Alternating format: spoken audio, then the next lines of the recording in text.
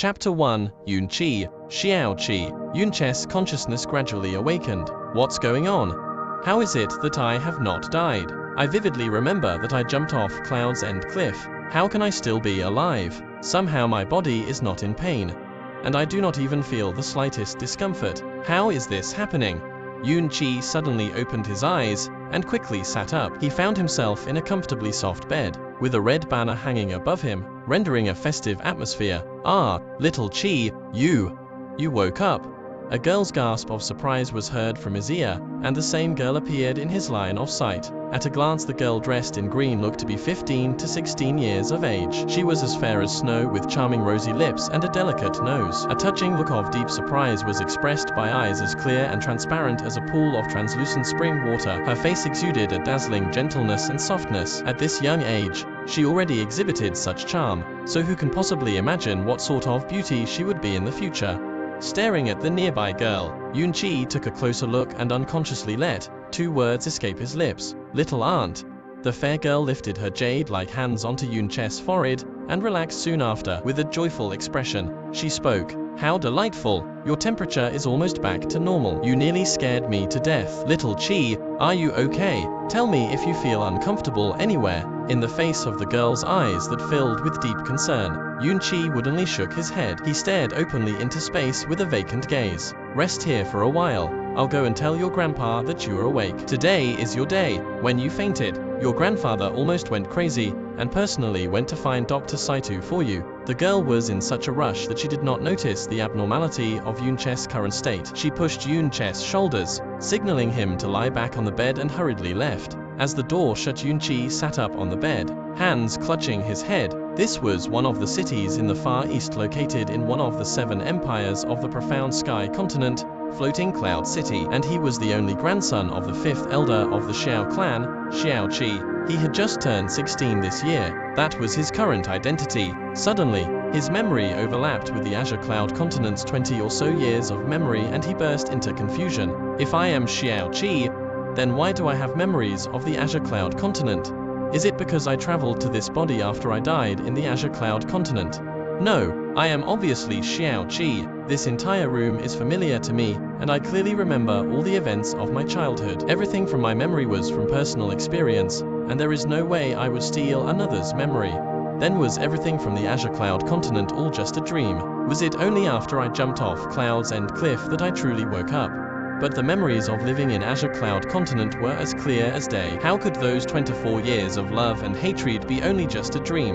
What the hell is going on? Yun Qi, the current Xiao Qi, stilled for a long time as he slowly calmed down and settled his thoughts. It was still early in the morning, and the sky had not fully brightened. Today was his and Xiao clan's big wedding day. 2 hours ago he was woken up by his little aunt and put on his red wedding robe. He ate the porridge his little aunt personally made, and lost all the strength in his body. He did not remember anything that happened after that. He did not wake up until now. A strange smell came from his lips, and Xiao Che's lips tucked slightly. His expression darkened. This is murdering heart powder. In those years that he lived on the Azure Cloud continent, with the sky poison pearl in his body, Yun Qi learned about all the poisons present in the entire world, and it could be said that there was no poison he was not familiar with. He could identify a poison's name and effect with just a whiff. At the same time, because the sky poison pearl, he was impervious. He could not be hurt by any poison, no matter how toxic it was. Murdering heart powder was made by combining a unique soul grass and the purple striae from a cherry apple tree. If dissolved in water, the poison was colorless and tasteless. A person would lose his life 10 seconds after the poison entered the body, and no one would know the cause of death, for it was also a traceless poison. Xiao Che's eyes clouded over and instantly understood what had happened. In fact, he did not really faint. Instead, he drank the porridge containing the murdering heart powder and was poisoned to death. He was born in the Azure Cloud continent, but after he leapt off Cloud's End cliff, he was actually reincarnated in this world inside a dead body. If one were to hear this, it would sound like it was a fantastical story, but that was the only reasoning Xiao Qi could imagine. Wait a minute, if it really was like that, then this body should have no antitoxin ability. How come he was safe from the murdering heart powder on his lips when the previous body's owner died not too long ago? A slightly strange feeling came from the palm of his left hand. Xiao Qi lifted his left hand and was surprised to find that there was a circular green imprint on his palm. This shape, this color, this size was clearly the same as the sky poison pearl. Before jumping off Cloud's End cliff, he had desperately swallowed the sky poison pearl, but he did not actually know what would happen to him. This mark on his hand was unexpectedly the sky poison pearl, and it actually crossed over with him to this world.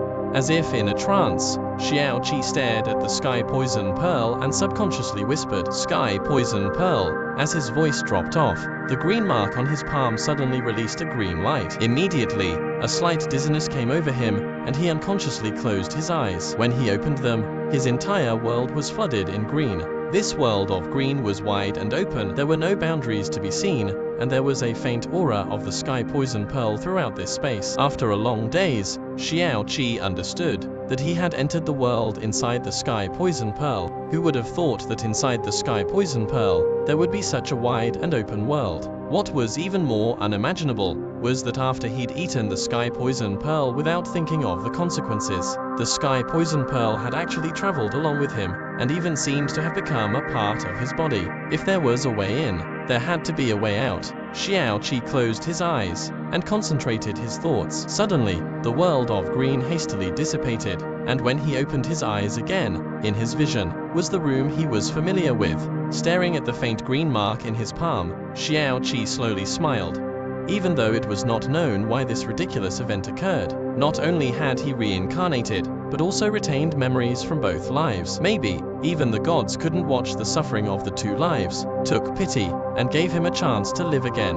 Yunqi was the victim of persecution from Azure Cloud Continent's countless strongest individuals. Although he died in the end, he shook the world by himself. How awe-inspiring and astonishing was that? However, his body right now was only average. No, speaking without restraints, it could be considered the epitome of weakness. In the profound sky continent, profound strength was most important. Although Xiao was born in the Xiao clan, and was even the grandchild of the strongest fifth elder Xiao, his profound strength was still at the first level of the elementary profound realm. Even though he was already 16, he started training when he was 7.5, entered the first level of the elementary profound at the age of 8, and then didn't improve for an entire 8 years. He was mocked by all of Xiao clan. Afterwards, Xiao invited Floating Cloud City's top-class doctor Dr. Saitu to examine his body, and shockingly found that Xiao was born with damaged profound veins. The damage was so severe that it was almost impossible to recover from. In this state, Xiao would stagnate at first level of the elementary profound realm, and could never improve further no matter how hard he worked. Even if he trained with his life on the line, he would stay at first level of the elementary profound realm his entire life. This kind of person was unquestionably the lowest existence in the profound sky continent, and was a total laughingstock within the Xiao clan. If not for his grandfather Xiao being the strongest in Xiao clan, who also could even be said to be the strongest in the Floating Cloud City, no one would bat an eye against him. Xiao clan was one of the 3 major families that trained in the ways of the profound in Floating Cloud City, and has limitless strong entities. In the large number of youths coming forth from the same generation, Xiao could be said to be an unnecessary existence. Even if he died someday, not many except a few would care, but there were some today that actually tried to murder him using the extremely hard to obtain and expensive murdering heart powder. Xiao clearly knew the reason why now, because today was the wedding day between him and Xia Qingyu, being the same age as him, was also 16. However, at such a young age, her profound strength was stated to have reached the 10th level of the elementary profound realm, almost breaking out of the elementary level and stepping into the nascent profound realm. She was the only one in 100 years that had reached this level of profound strength at the age of 16 in the Xiao clan. There were even rumors that if she continued to develop this way, she would be the first person in the history of the Xiao clan to ever step into the earth profound realm a few decades later, or may even be able to reach the sky profound realm that no one in Floating Cloud City had even thought of reaching in the past few centuries. More importantly, she was not only shockingly astute, but also extremely beautiful, and was considered to be the most beautiful girl by all of Floating Cloud City. All of Floating Cloud City's youths with some level of competency drooled over her. If the Xiao clan started looking for grooms, the line waiting would probably be long enough to stretch between the south and north gates of floating cloud city. This pinnacle of a girl with both intelligence and beauty in the floating cloud city was actually marrying the generation's most worthless youth with no future at all, who knew how many people were stomping their feet in anger and jealousy.